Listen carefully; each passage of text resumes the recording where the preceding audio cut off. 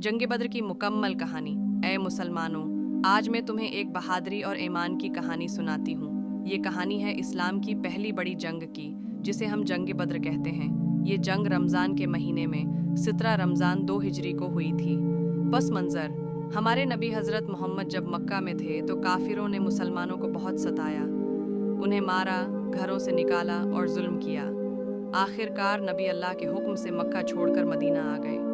Medina में मुसलमान सुकून से रहने लगे, लेकिन मक्का के काफिर ये बर्दाश्त न कर सके। वो चाहते थे कि इस्लाम को ख़त्म कर दें। उसी दौरान कुरैश का एक बड़ा काफिला माल व दौलत के साथ शाम से वापस आ रहा था। मुसलमानों ने सोचा कि ये काफिला पकड़कर जुल्म का बदला लिया जाए। कुरैश ने ये बात सुनी तो उन्होंने 1000 सिपाहियों की बड़ी फौज तैयार कर ली ताकि मुसलमानों को ख़त्म किया जा सके।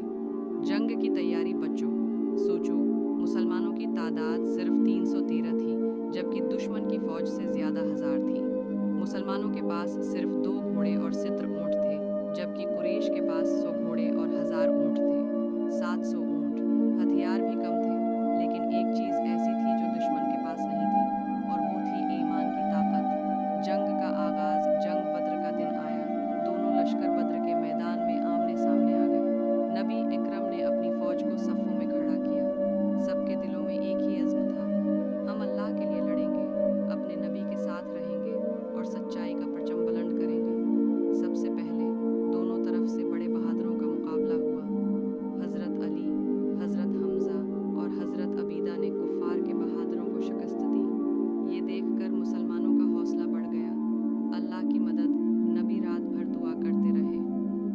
आए अल्लाह, ये थोड़ी सी जमात है, अगर आज ये हार गई तो ज़मीन पर तेरा नाम लेने वाला कोई न रहेगा। फिर अल्लाह की रहमत जोश में आई। कुरान में आया है कि अल्लाह ने फरिश्ते भेजे जो मुसलमानों के साथ लड़े। मुसलमानों को ऐसा लगा जैसे उनकी फौज बढ़ गई हो। दुश्मन के दिलों में खौफ बैठ गया और वो भागने लगे। नतीजा आखिरकार सिर्फ 313 मुसलमान 1000 दुश्मन पर गालिब आ गए। कुरैश के बड़े बड़े सरदार मारे गए और इस्लाम को पहली बड़ी फतह नसीब हुई। इस जंग ने दुनिया को ये पैगाम दिया कि हक हमेशा गालिब आता है और बातिल को शिकस्त होती है। सबक। बचो, जंग बद्र की कहानी हमें ये सबक देती है। 1. असल ताकत ईमान और दुआ की है, न कि हथियारों की। 2. जो अल्लाह पर भरोसा करे वो कभी तन्हा नहीं रहता। 3. थोड़े लोग भी बड़े बड़े लश्करों को शिकस्त दे सकते हैं, अगर वो सच्चाई पर कायम हों। 4. मुश्किलात में घबराना नहीं चाहिए, बल्कि सब्र और दुआ के साथ अल्लाह से मदद मांगनी चाहिए। बच्चों, जंग बद्र सिर्फ एक जंग नहीं, बल्कि ईमान और दुआ की जीत की सबसे बड़ी मिसाल है। ये कहानी हमें सिखाती है कि अगर हम सच्चे और नेक बने तो अल्लाह हमेशा हमारे साथ है।